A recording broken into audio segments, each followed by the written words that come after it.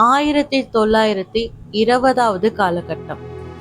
இந்தியாவில் இருக்கிற கல்கத்தாவில் வினோதினி, சாம்பவின்னு சொல்லிட்டு 2 சகோதரிகள் தங்களுடைய அப்பா அம்மா கூட வாழ்ந்துட்டு வந்துட்டு இருக்காங்க. 1920களில் இந்தியா அந்த அளவுக்கு ஒரு வளர்ச்சி அடைந்த நாடு கிடையாது. ஆங்கிலேயர்கள் கீழே இருந்தாலும் இந்தியர்கள் தங்களுடைய மரபுகளையும் தங்களுடைய நம்பிக்கைகளையும் பண்பாடுகளையும் மாத்திக்கவே இல்லை. 1920களில் வாழ்ந்துட்டு வந்துட்டு இருந்த வினோதினி, சாம்பவியோடைய குடும்பத்துக்கு கலாச்சாரம், பண்பாடு தான் தங்களுடைய உயிர் மூச்சாவே இருந்துச்சு. இந்த சகோதரிகள் 2 பேர்ல வினோதினி மூத்தவ. அது மட்டும் இல்லாம பேரழகியா தெரிஞ்சா அவளுடைய அழகுக்கு ஒரு ராஜகுமாரன் தான் அவளை கல்யாணம் பண்ணிக்க வருவான்னு சொல்லிட்டு மற்றவங்க சொல்ற அளவுக்கு வினோதினி பேரழகியா இருந்தா.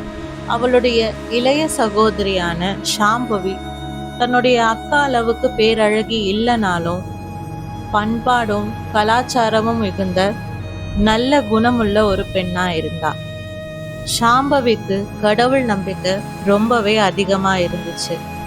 காலம் போக போக 2 பேரும் திருமண வயசு அடைஞ்சதுக்கு அப்புறமா மூத்தவளான வினோதினிக்கு முதல்ல கல்யாணம் பண்ணி முடிச்சிடலாம் அப்படின்னு சொல்லி அவங்கள பெத்தவங்க ஒரு முடிவுக்கு வராங்க. அப்படி முடிவுக்கு வந்தது மட்டும் இல்லாம கையோட கையா வினோதினிக்கு மாப்பிள்ளை பார்க்கவும் ஆரம்பிக்கிறாங்க.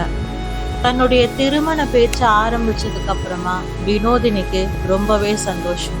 ஒவ்வொரு நாளும் தன்னுடைய கனவுகளை பத்தி, கல்யாணத்துக்கு அப்புறமா தன்னுடைய வாழ்க்கை எப்படி இருக்கும்னு சொல்லிட்டு பல கனவுகளை அவ வச்சிருந்தா. கடைசியா ஒரு வழியா தேடி அலைஞ்சு வினோதினியோடைய அப்பா தன்னுடைய நெருங்கிய நண்பனுடைய மகனுக்கே கல்யாணம் பண்ணி வச்சிடலாம்னு சொல்லிட்டு ஒரு முடிவுக்கு வராங்க. அது மட்டும் இல்லாம முடிவு எடுத்த கையோட வேக வேகமா அவங்களுடைய கல்யாணத்தை நடத்தவும் ஆரம்பிக்கிறாங்க. கல்கத்தாவில் அவங்களுடைய குடும்பம் பாரம்பரியத்துக்கு ஏத்த மாதிரி ரொம்ப பிரம்மாண்டமா வினோதினியோடைய அப்பா வினோதினிக்கு கல்யாணம் பண்ணி வைக்கிறாரு. வினோதினியும் பல கனவுகளோட தன்னுடைய கணவன் கூட வாழ ஆரம்பிக்கிறா. எல்லாமே நல்லா போயிட்டு இருந்த சூழ்நிலை தான். திடீர்னு ஒரு நாள் வினோதினி தான் கல்யாணம் பண்ணிக்கிறவர்கிட்ட சில மாறுதல்களை கவனிக்கிறா. அதாவது நாளுக்கு நாள் அவரு ரொம்ப பலவீனம் அடையிற மாதிரி வினோதினி உணர ஆரம்பிக்கிறா. இது சம்பந்தமா அவர்கிட்ட கேள்வி கேட்கும் போதெல்லாம் ஏதாவது ஒரு வகையில வினோதினியோடைய கணவன் அந்த விஷயத்தை தவிர்த்துக்கிட்டே வந்திருக்கிறாரு. ஒரு நாள் அவருடைய உடல்நிலை ரொம்ப மோசமாகி ரத்த வாந்தி எடுக்கிற அளவுக்கு அவருடைய உடல்நிலை பின்வாங்குது. இதுக்கப்புறம்தான் ஒரு விஷயம் வினோதினிக்கு தெரிய வருது. அவ கல்யாணம் பண்ணிக்கிட்ட தன்னுடைய அப்பாவுடைய நெருங்கிய நண்பனுடைய மகனுக்கு தீர்க்கவே முடியாத ஏதோ ஒரு வியாதி இருக்குதுன்னு சொல்லிட்டு. அந்த விஷயம் தெரிஞ்ச உடனே வினோதினி ரொம்பவே உடைஞ்சு போயிடுறா. என்ன பண்றது ஏது பண்றதுன்னு கூட அவளுக்கு தெரியல. அந்த காலகட்டத்திலலாம் கல்யாணம் முடிஞ்ச உடனே பொண்ணுக்கு எல்லா கடமைகளும் முடிஞ்சிடுச்சுன்னு சொல்லிட்டு பெத்தவங்க ஒதுங்கிக்குப்பாங்க.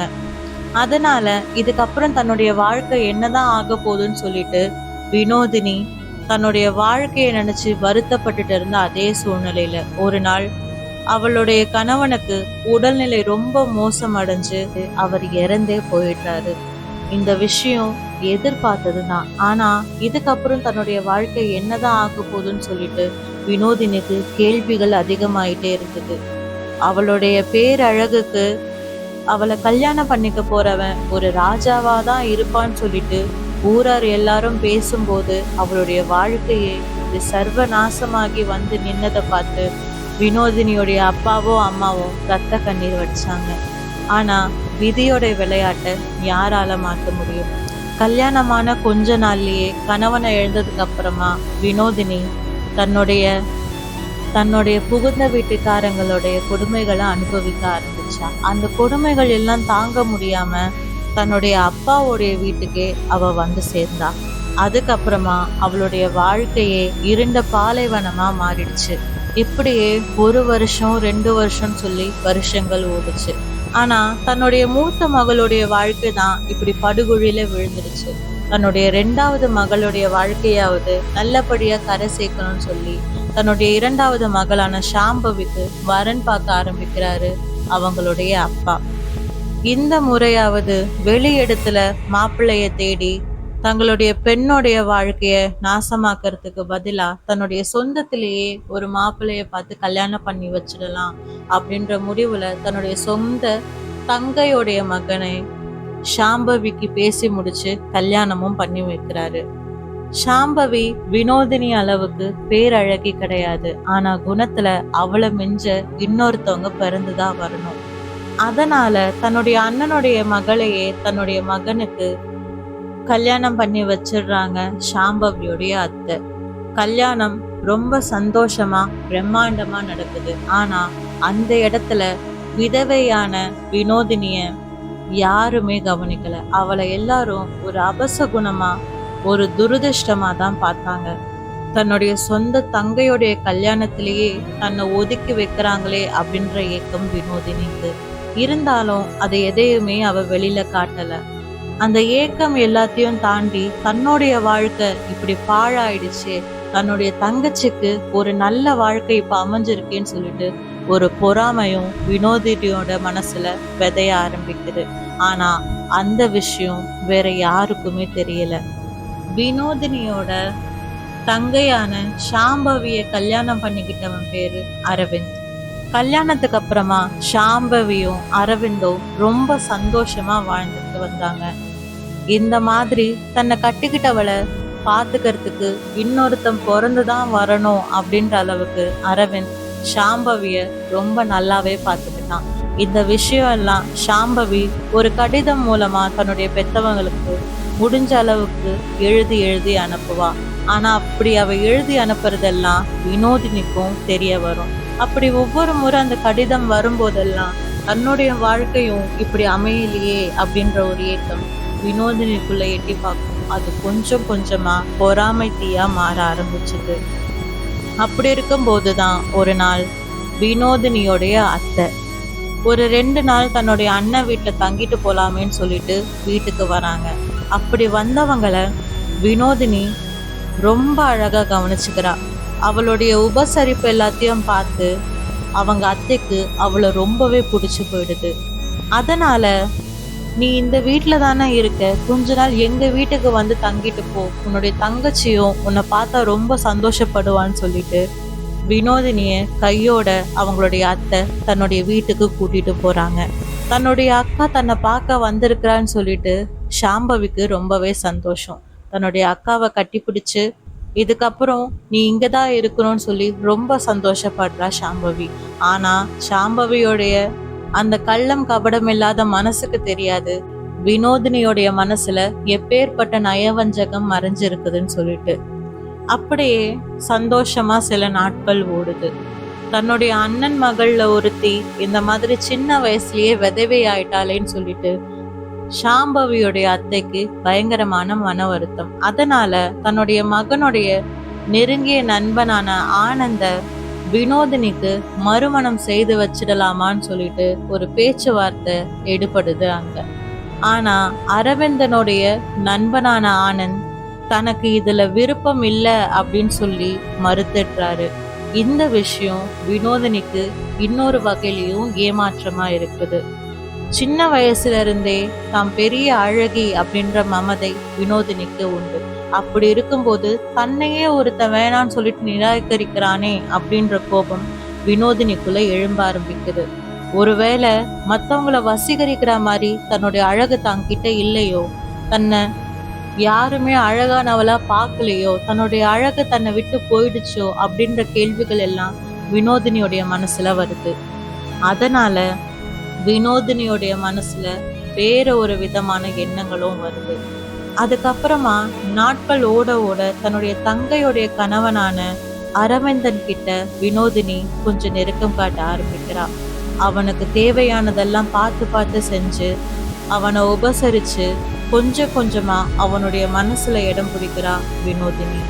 ஆனா இந்த விஷயம் எல்லாம் அந்த அப்பாவி பெண்ணான சாம்பவிக்கு தெரிய வரவே இல்லை. ஒரு சில விஷயங்கள் எல்லாத்தையும் அவ கவனிச்சாலும் தன்னுடைய அக்கா தானே அப்படின்ற ஒரு எண்ணத்துல அவங்க 2 பேருக்கும் நடுவுல என்ன நடக்குது அப்படின்ற விஷயத்த சாம்பவி பெருசாவே எடுத்துக்கல. இது நாளாக அரவிந்தனுக்கு சாம்பவியை விட வினோதினி மேல ஒரு ஈர்ப்பை கொண்டு வருது. ஆனா இந்த விஷயம் சாம்பவிக்கு தெரிய வரலனாலும் அரவிந்தனுடைய நண்பனான ஆனந்துக்கு ஏதோ ஒரு சந்தேகத்தை ஏற்படுத்துது.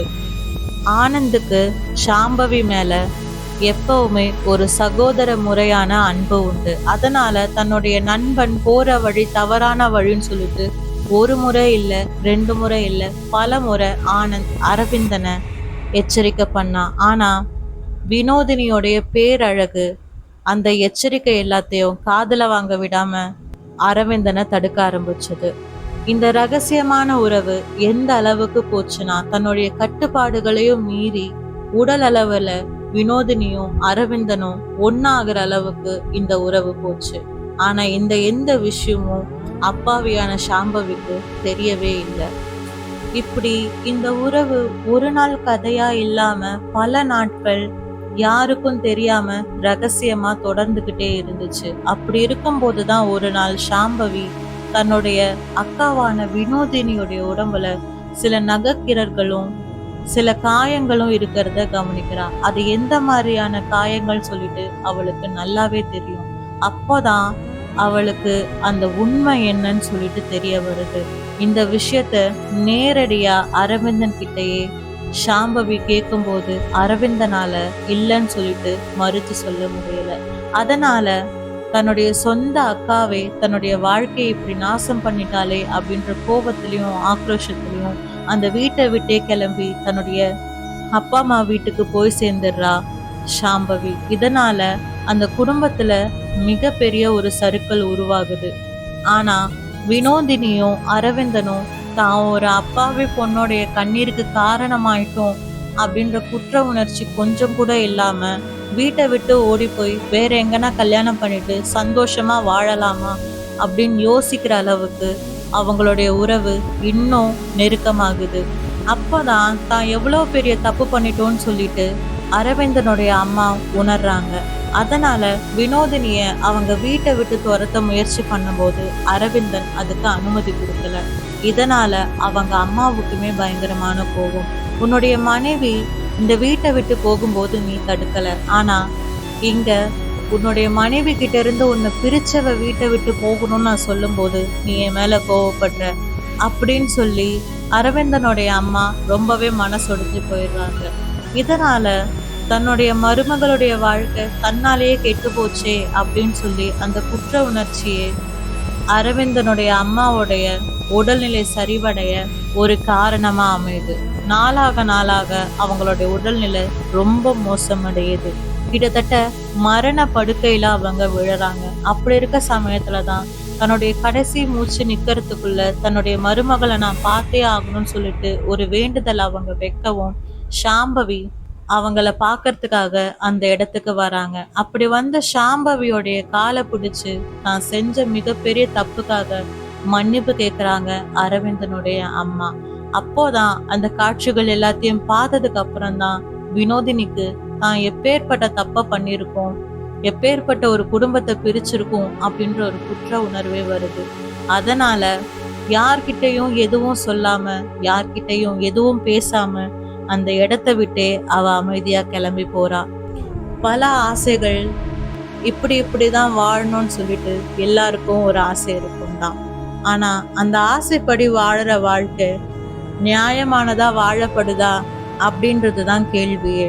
இதுக்கப்புறமாவது தான் செஞ்ச பாவங்கள் எல்லாம் தன்னை விட்டு போகட்டும், இதுக்கப்புறமாவது தன்னுடைய வாழ்க்கைக்கு ஒரு நல்ல பாதை கிடைக்கட்டும்னு சொல்லி இந்த மாதிரி மற்றவங்களுடைய வாழ்க்கையை அழிச்சு நம்ம வாழறதுக்கு பதிலா சந்நியாசம் மேற்கொள்ளலான்னு சொல்லி அந்த இடத்த விட்டே அந்த ஊரை விட்டே கிளம்பி போறா வினோதினி. சில நேரத்துல பெண்கள் இந்த சமுதாயத்தால ஆயிரம் கஷ்டங்களை அனுபவிக்கிறாங்க தான். ஆனா அந்த கஷ்டங்கள் எல்லாம் அவங்களுக்கு கிடைக்க இன்னொரு முக்கியமான காரணமா இருக்கிறது இன்னொரு பெண்ணாதான் இருப்பா. மீண்டும் அடுத்த ஒரு கதையில் சந்திக்கும் வரை விடை பெறுகிறேன்.